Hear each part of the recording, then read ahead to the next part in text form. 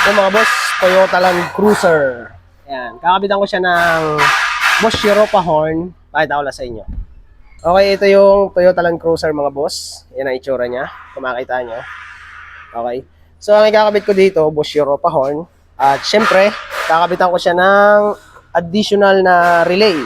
Yan, hindi natin gagamitin yung stock na wiring niya. So, maglalagay tayo ng panibagong wiring. So, ipakita ko muna sa inyo or ipakinig ko sa inyo kung ano yung stock na busina niya. Ang stock na busina niya mga boss ay yun lang. Ayan o. Tapos dito sa kabila. Ayan, 2 piraso lang. Pakinig ko lang sa inyo kung ano yung tunog ng stock na busina. Okay, ito yung interior niya. Pakita ko lang sa inyo. Ayan. Tapos ang tunog ng busina niya ay ito lang. Okay? So, yun ang tunog niya ng 2 busina na stock.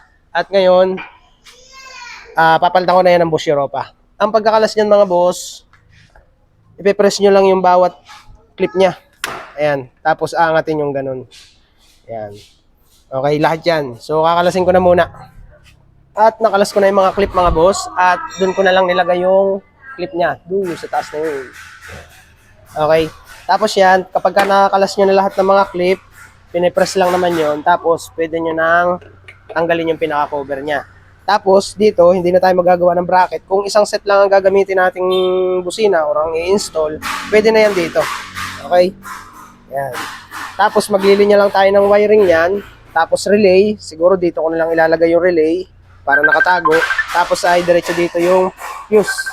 Okay, nilipat lang namin at doon sa labas ay medyo maraming tanggap at dito namin nilagay sa loob.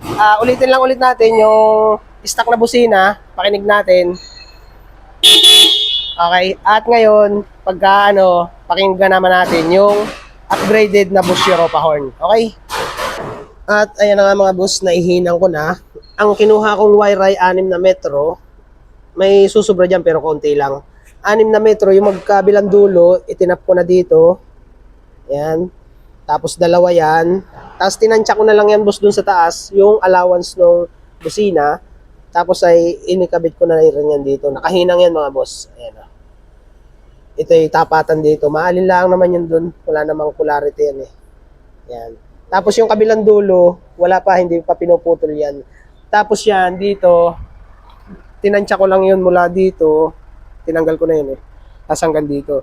Tapos dito na ako magtatap nung input o yung source para sa relay. Yan, number 86. Okay? So yan, tapos yung relay dito ko na ilalagay yun. Para cover pa rin nung ito yung sa ibabaw. Para safe pa rin kahit mabasa. Hindi siya madedirektang mabasa yung relay natin. Okay? So ayan yun. Isasabit ko na yan. Ganun lang yun. Ayan o. Kapag kaya na itinapat kong ganyan, nakabitin niya na ganyan eh. Yan, ganyan ang itsura niyan. Okay? So ayun, kakabit ko na muna ito mga boss. Yung ganito naman ang mga ginawa ko mga boss. So dito, makita nyo, nilinya ko na yan dito. Tapos dito yung sinabi ko sa inyo na iiwan ko yung wire na itutusok ko na dun sa mismong sa mismong socket ng dating busina. Ito na yon.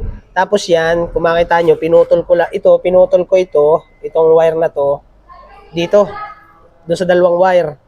Tapos ito, ang gagamitin ko na dito, itatap ko na ito sa 87. Kasi, dito na yun sa isang terminal nitong 2 ito. Tapos yung kabaak niya, dahil merong label, ayan, ito na yung gagawin kong negative or body ground. Okay, tapos ito number 86 ng relay. Yan, ito yung itutusok ko doon sa stock na socket ng busina. Yan, ganyan ang setup niyan. Tapos yan, pagkarating dito, dulo-dulo, walang putol ulit yan. Dadalhin ko na ito sa mismong battery at doon ako magtatap ng para sa positive at negative. Okay, so titapan ko na muna lahat. Ayun, ganito naman ginawa ko mga boss. So, nailagay ko na yung yung busina. All goods na yan. Tapos yung wirings niya, iniabay ko dito. Just house na yan. Hindi siya masyado mahigpit boss lang yan, para lang bang hindi magpagalaw-galaw yung wire. Lang siya, nakakapit lang. Pero hindi siya mahigpit, tandaan niyo yan Tapos dito yung sinasabi ko sa inyo, yung iniabang kong wire, ayan ang ginawa ko. Nakasuksok lang siya. Okay? So yun. Tapos dito, tinanggal ko lang yung clip para maipasok ko yung wire. Para dito siya nakalagay. para malinis pa rin. Yan ang magiging itsura niya. Ayan. Okay? So dito, ganun din. Ayan. Malinis na ba yan? All goods na ba yan? Ayan. Para no splicing tayo. Socket type pa rin siya. Isinukso ko lang siya. Okay? So kung wala kayong socket na plug and play dito, pwede nyo gawin yun. Yung ihinang lang ba. Ayan o. So nakasuksok pa rin yun. Safe pa rin siya. Okay? So maglalagay na ako ng relay. Papakita ko lang sa inyo mamaya kung para sa inyo mga yan. Ito yung may balot na tape. Negative, ground. Tapos ito 87, yung putol. At itong isang ito, yung nakahiwalay sa balot ng tape. Yan. Number 86 yan. Ito na yun. Yan. Okay? So ilalagay ko na muna yung relay. Yan na yun. At ayan, na-tap ko na mga boss yung number 87, 85 at 86. So dito sa magkasamang wire na ito, syempre yung 85 ground, ito na yun, number 85 ng relay, magkasama na yan. Sa ground ko na yun itatap. At yung kasama ng wire na magkasama, yan, yung magkasamang magka-tape. Yung isa namang walang balot na label na negative, syempre sa 87 na yun, ayan. Number 87. Tapos yung number 86, pinutol ko na yung wire nun, yung magkadugtong dito sa magkabilang dulo. Yan. Ito yun. Okay? Ayan o. Pinutol ko na yun, ito yun, number 86. Ito na yun mga boss. Yung galing sa original socket ng busina. Ito na yun, number 86.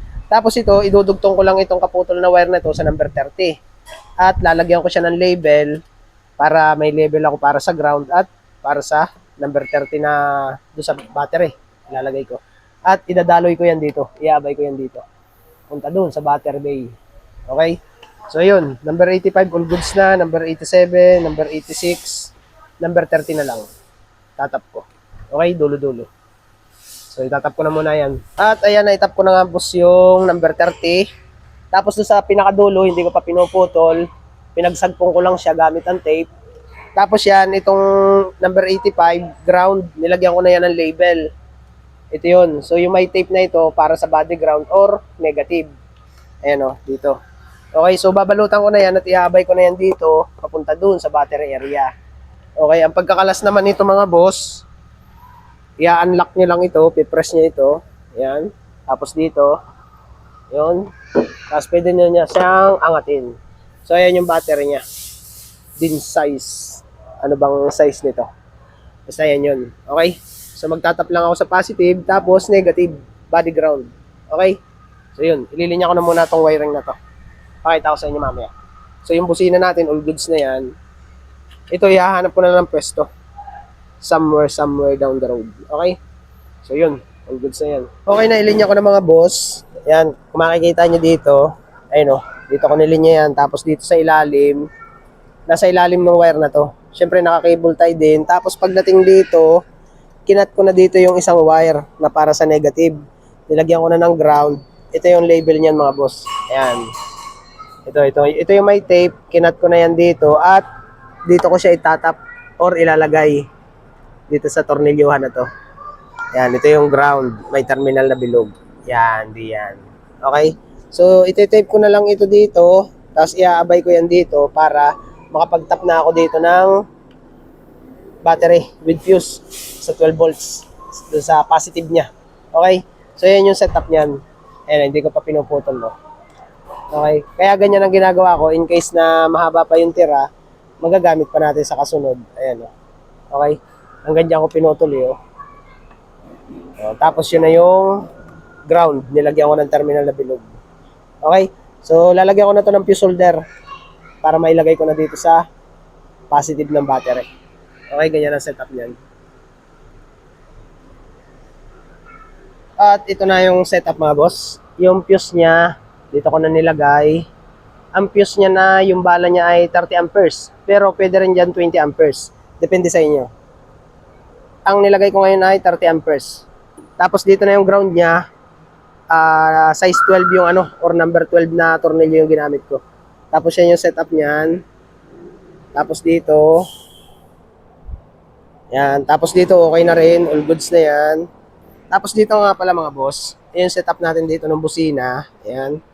All goods na rin yan. Tapos dito ko na nilagay yung stock Yan, para in case na ibalik sa dati or ibalik sa stock, ililipat lang dito. Yan. Okay, so yung relay, dito ko na nilagay. Yan, nakagapos yan dyan para safe.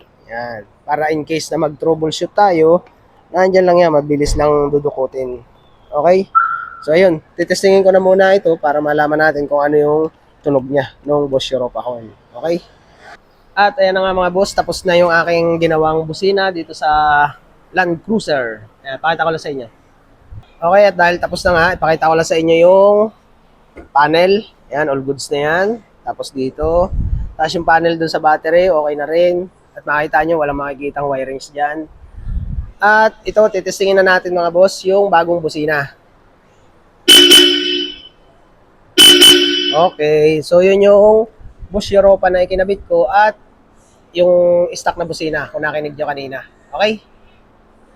So yan, Land Cruiser mga boss. Yan. Ito yung busina niya. Tapos dito sa kabila. Okay? Thank you, thank you. All goods.